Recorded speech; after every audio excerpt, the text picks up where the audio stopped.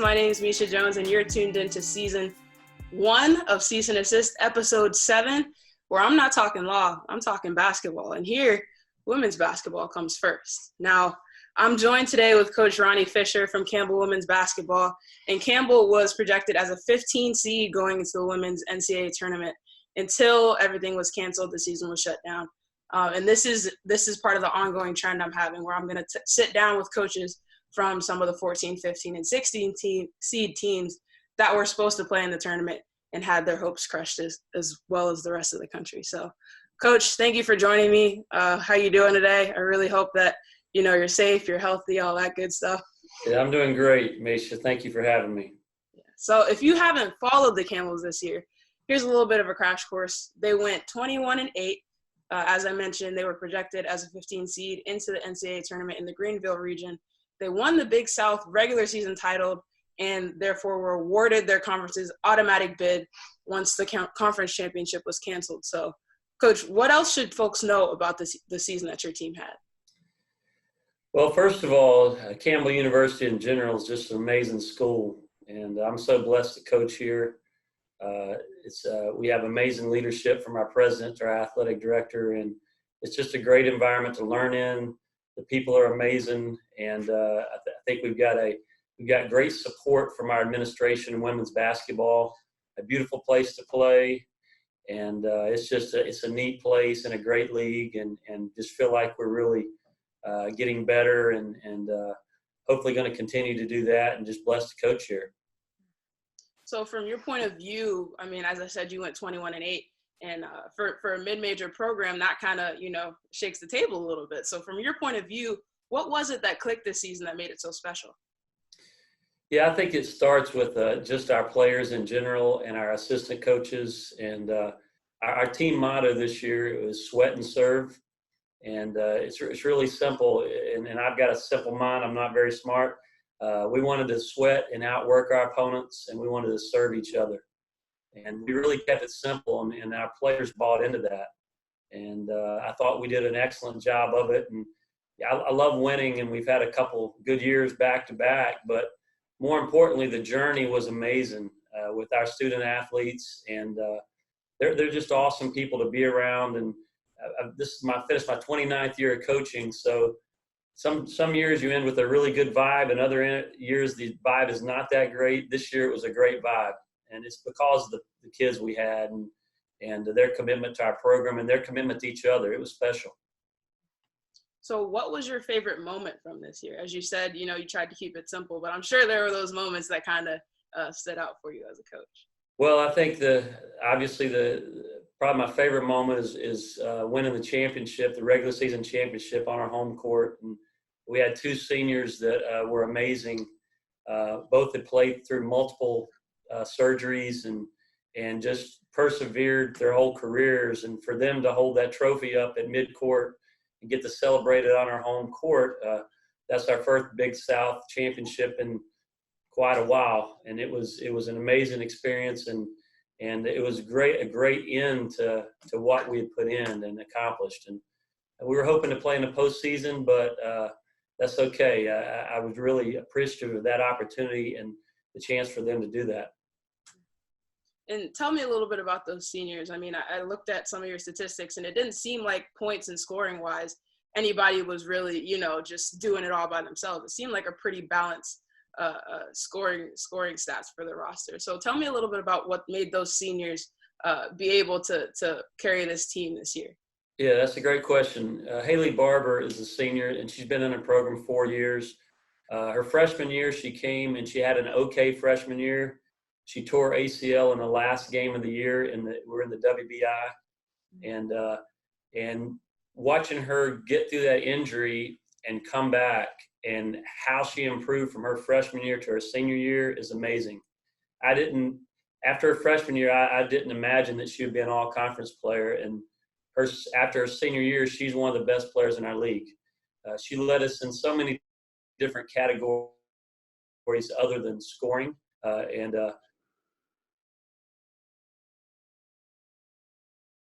so she was just amazing, toughness, and amazing person. And then Kiana Spate was the other in our program, and she's actually the first fifth-year transfer I've taken. And she was only here 1 year. She came from Davidson, and an amazing person as well, great student. And she brought a toughness and just a demeanor to our team that we didn't have. And amazing team-first person. That she didn't care if she scored or not, but she set a record for threes in a year for our team. And those two just embodied what we're all about. I know it sounds simple again and cliche, but they sweated and they served. And that's what we believe in leadership. We believe in servant leadership. And they embodied that, and they set the tone for our whole team. And like you mentioned, I'm big on being unselfish, and I like unselfish basketball. And we had 5 girls that averaged, I think, or 4 girls that averaged over 8.5, 9 points a game, but nobody averaged double figures. Right. And that's kind of who we are. It's kind of crazy. We've had 2 years in a row where we've won, I guess, a total of 44 games, and we haven't had anybody averaging double figures. Wow. And that sounds bad in one sense. Next year we need somebody getting up there, but at the same time, it's a team first attitude, and I think you see that on the defensive end too.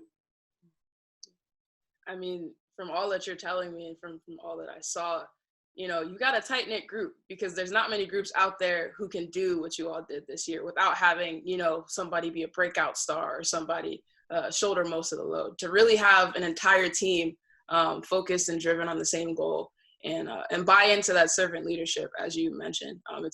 It's to use the word again, it's very special. But so let's take a turn here and walk me through the moment you found out that the NCAA tournament was going to be canceled and how you told your team. Yeah, it was a very weird situation. We had won the regular season championship, so we were going to be able to host our conference tournament as long as we won. We could have played for a championship a couple Sundays ago had we advanced, and felt really good about that.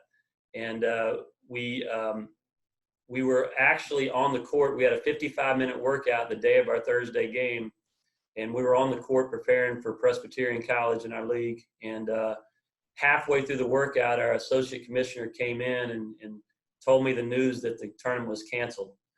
And so it was the most abrupt ending. You're literally on the court practicing, and then I say, okay, guys, let's go in the locker room. And we just spent about an hour in the locker room talking, and it happened so fast. At the time, we didn't know the NCAA tournament was going to be canceled, but I thought it probably would. So we kind of talked to that point. And, I did feel bad, especially for Haley and Kiana, and that their career was most likely finished. But there was also a sense that our country was struggling. And you're watching other teams that have players test positive, whether it be the NBA or different leagues. And part of me is quote, the parent in me that didn't want to put my players at risk of getting the virus either. And so although we hated it for our team, we understood, and we talked about that. It was tough. At the same time, I always believe on focusing on the positive. We were able to play a complete season, win a championship, an amazing run when you have spring sports that weren't even able to complete half their regular season. So I look at it that we were blessed to have the journey we were on, and I wish we would have had that opportunity in the postseason, but I'm very appreciative of what we did have. Yeah, and we talked about it a little bit before recording, but it seems like for mid-major teams to make the tournament, for not only to make the tournament, but to win your conference championship regular season title, everything just has to come together just perfectly, it seems.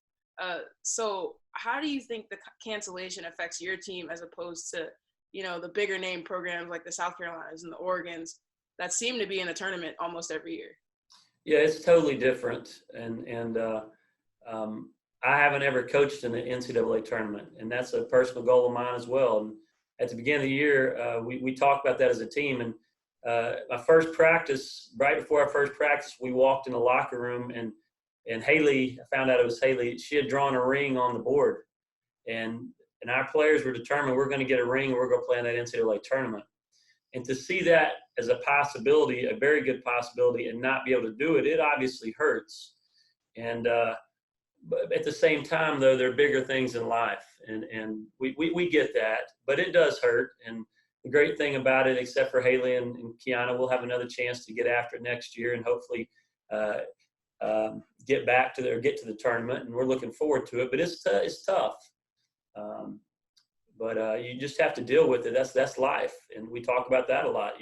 Adversity sets in, and how you respond to it, it defines you. And we're not gonna sit and mope that we didn't make the tournament. I hate we didn't, but we're gonna appreciate what we had and live the next day and move forward in a positive manner.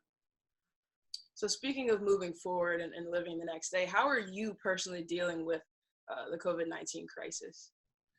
Yeah, it's amazing.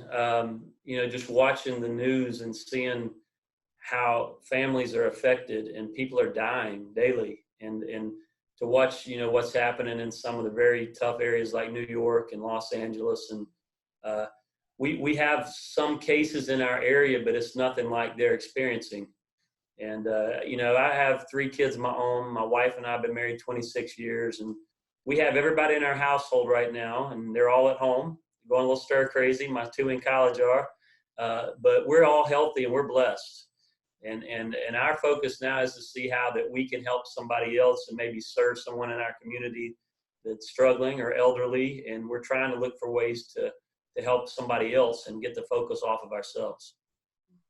Well, Coach, I'm wishing you and your family all the health and safety during this time. And thank you again for joining me on Cease and Assist. And you all who are watching can follow Coach Fisher on Twitter at rfishercu, and you can follow me on Twitter at MISHTheJRNALIST. Stay tuned for more Cease and Assist. I'll be posting all these videos on my YouTube channel, and I'll have more for you all soon. Until then, take care, stay safe, stay healthy. Thank you, Coach. Thank you, Misha.